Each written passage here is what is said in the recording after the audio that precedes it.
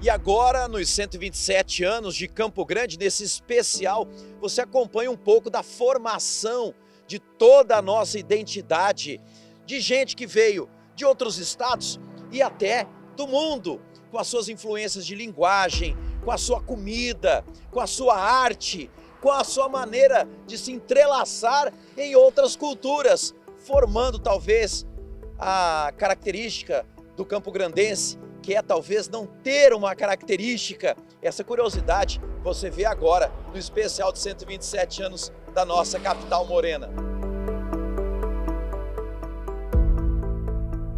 Quando olhamos lá atrás, antes mesmo do povoamento, é inevitável não imaginarmos que a região já tivesse sido utilizada como rota, tanto pelos indígenas quanto pela defesa nacional.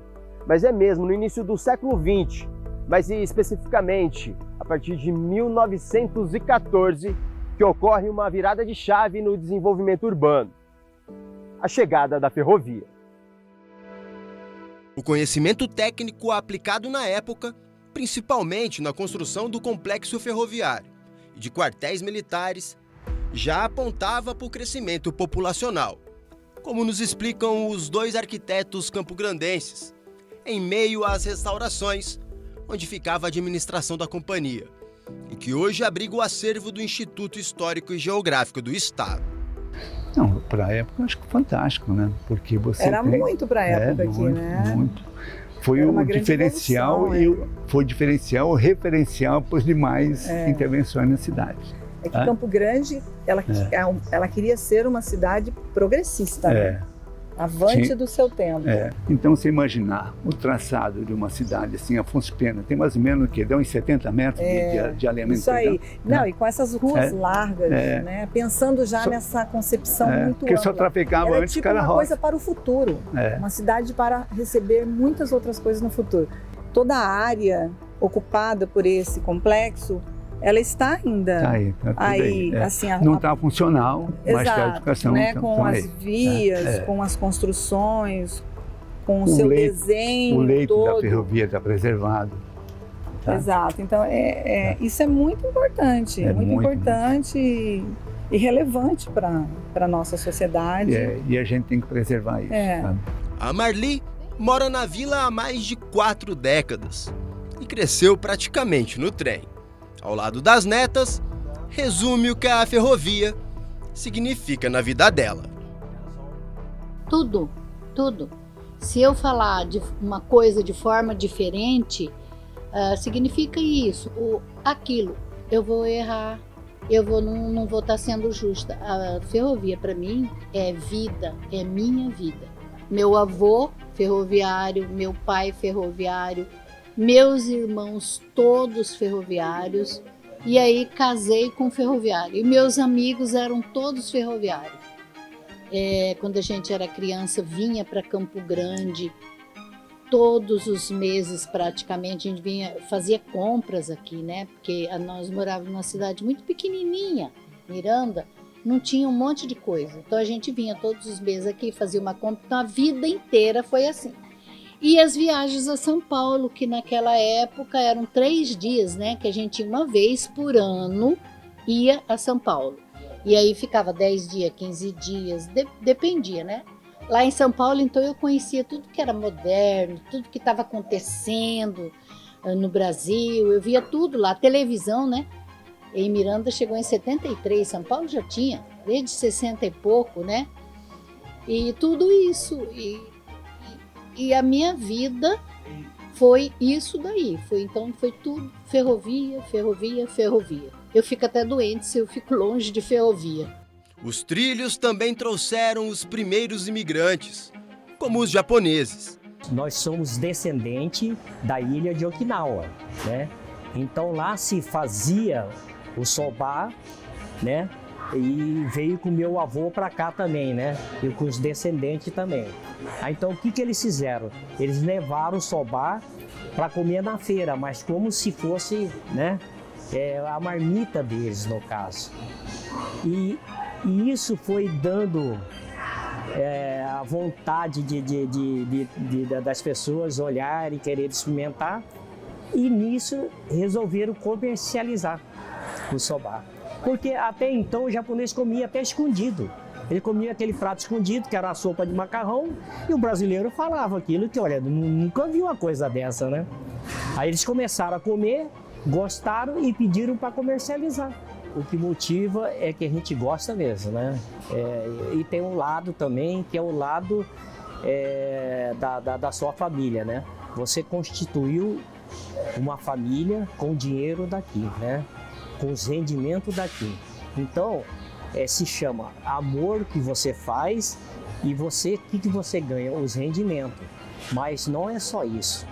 Você tem que ter carinho no que você faz, você tem que ter o sabor que o cliente quer, você tem um atendimento e o carinho do cliente que hoje eu já sou atendendo os netos dos meus clientes. Algum caso até bisneto. Cara, são 38, 40 anos, né? No mesmo ritmo, portugueses, italianos, bolivianos, paraguaios, além da comunidade árabe, como os palestinos, sírios e libaneses, trouxeram culturas e costumes que ficaram enraizados na cidade. É o caso da família do José Tomás Filho, o Zezo, que chegou do Líbano perto da década de 1940. Aí eles vieram, né? Meu pai, criança, veio com 9 anos de idade para cá. E na chegada, naturalmente foram, vieram 5 irmãos. Minha avó veio só, meu avô tinha vindo antes. Aí mandou as passagens para ela vir, eles vieram no navio, né? Eles vieram para Campo Grande e meu pai, quer dizer, cresceu aqui, foi para o Rio, ficou um período, voltou. E aí, como meu avô já era do comércio, meu pai naturalmente também teve vários negócios, né? Até que ao longo dos anos, nós somos 6 irmãos, né? E é o que eu falei, assim, naquela necessidade de criar essa criançada, meu pai tentou vários negócios, até o dia que ele resolveu montar o Tomás Lanches, na década de 70. Propôs para minha mãe, pra gente, porque eu era menino e estava junto, então eu me considero parte dessa história. Claro, Para ela fazer alguns salgados, que a minha avó libanesa, minha mãe morava com a gente, né? Então minha mãe da culinária árabe, ela sabe tudo, né? E aí falou, não, vamos fazer um salgadinho e tal. E começou com esfirra e pastéis. Esse formato de... Meu pai sempre foi muito querido, né? Carinhoso com as pessoas. Então, chegava um amigo, um cliente, ele tirava as bandejas e punha em cima do balcão para as pessoas se servirem, né? E bom papo, né? Ele era assim, bom comerciante. Bom comerciante, perfeito, né? Hoje, um privilégio de ter 4 gerações, indo para 5 gerações frequentando, né? Por conta desse carinho, dessa relação, né? Que o cliente, ele naturalmente, ele se sente bem, né? O Marcos sabe bem como é esse tratamento afetuoso por aqui. Frequenta a lanchonete desde criança, quando vinha com os pais. E hoje, na parede da memória, ele se reencontra ao lembrar do momento do primeiro lanche da filha. Tem minha pequenininha ali, a Mariana, minha filha. Agora, dia 7 de julho, ela fez 19 anos. E ela tinha quanto tempo? Ela tinha 4 meses, se eu não me engano. Foi a primeira comida sólida que ela colocou na boca, né? Só mamava, né? Só peito. E aí um dia nós viemos pra cá e o olhinho dela brilhou com a esfirra, né? Eles falaram, vamos dar uma esfirra pra essa criança, né? E aí ela comeu a esfirra, tem a foto dela aqui no dia que ela comeu a primeira esfirra da vida dela. Quase 2 décadas. Há 2 décadas atrás, cara. Isso que eu falo, assim, é uma história muito bonita, né? Ano que vem faz 50 anos, né? Então, a minha história é um fiozinho, né? Nesse novelo gigante de história aí que o seu Zé fez e a família continua fazendo de maneira primorosa, né, cara? O Zé Tomás, Tomás Lanches, ela faz parte da minha história, né? Minha história desde criança. Então, meu pai me trazia aqui, eu trago meus filhos vão trazer meus netos. Então, hoje a gente meu filho é a 3ª geração né, que está vindo nesse espaço, então isso é mais um motivo de alegria. Que o Zé, o Tomás Lanches, o seu Zé, ele faz parte também da minha história, né? Relações que iniciaram lá atrás em verdadeiros movimentos de rua e que se transformaram numa feirona, com tudo junto e misturado, tipo o Mercadão Municipal, com sua diversidade de produtos e gente, que nos leva a culturas fascinantes, como as etnias indígenas presentes aqui. Lembranças de um tempo que ficou eternizado nos álbuns de fotografia, como o do Celso, outro descendente de libanês que guarda na memória as competições de futsal na capital. Esse aqui é meu álbum de foto quando eu era presidente do Roquete Sport Clube. Essa foi a primeira foto que eu tirei logo que eu montei a equipe, né? Uhum. Campeonato, Copa Morena, Copa... 85. 85 aqui. 82. 82. Muito jogador bom. Esse aqui. Esse gurizinho aí eu não sei quem é. Esse é o Miller. Tá assinado. O Miller, que jogou no Palmeiras? É, São Paulo? São Paulo. Aqui é a assinatura dele, ó. É uma relíquia então essa foto. É uma relíquia. Mas espera aí, o senhor... Ele levou essa foto aqui para fazer um livro dele. O senhor tá nessa foto aí? Cadê o senhor? O senhor tá nessa foto?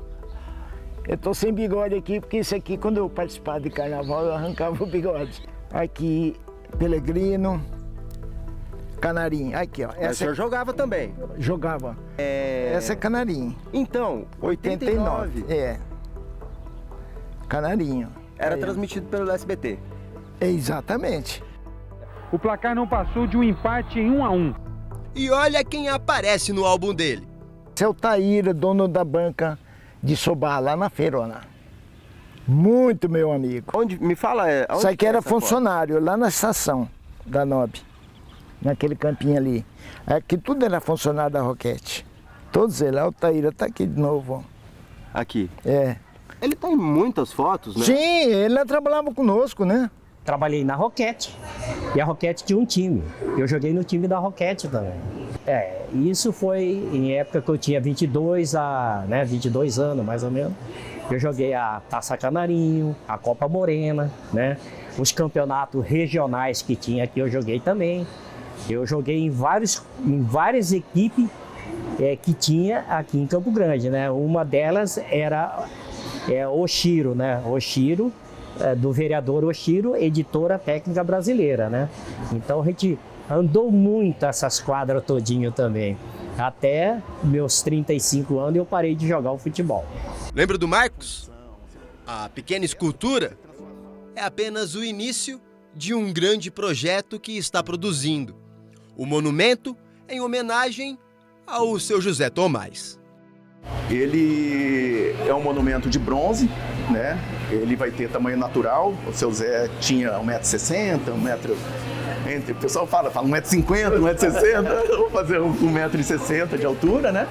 De bronze, tamanho natural. A pose dele vai ser a pose que ele ficava sempre no balcão, né?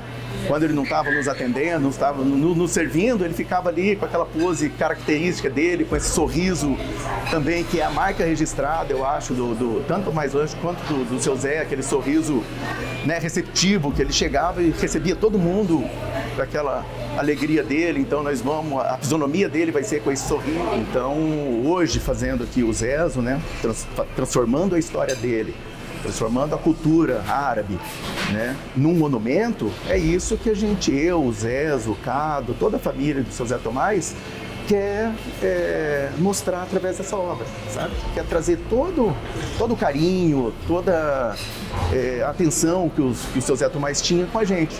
E, junto com isso, trazendo toda a cultura libanesa, toda a cultura árabe, né, para dentro dessa obra. Integração que ao longo dos anos também nos presenteou com inúmeros talentos artísticos, de características únicas da capital sul-mato-grossense. Nomes da grandeza de suas homenagens e que marcaram e ainda continuam eternizando as coisas dessa terra. Ícones e figuras locais eternizados pelas mãos de artistas que literalmente moldam nossa identidade. E amanhã você acompanha o grande dia, o aniversário dos 127 anos da nossa capital, Campo Grande. Você vai ver o desenvolvimento, os prédios históricos, a gastronomia, a cultura, a arte e a sincronia de diversos povos formando Campo Grande. Eu te espero amanhã.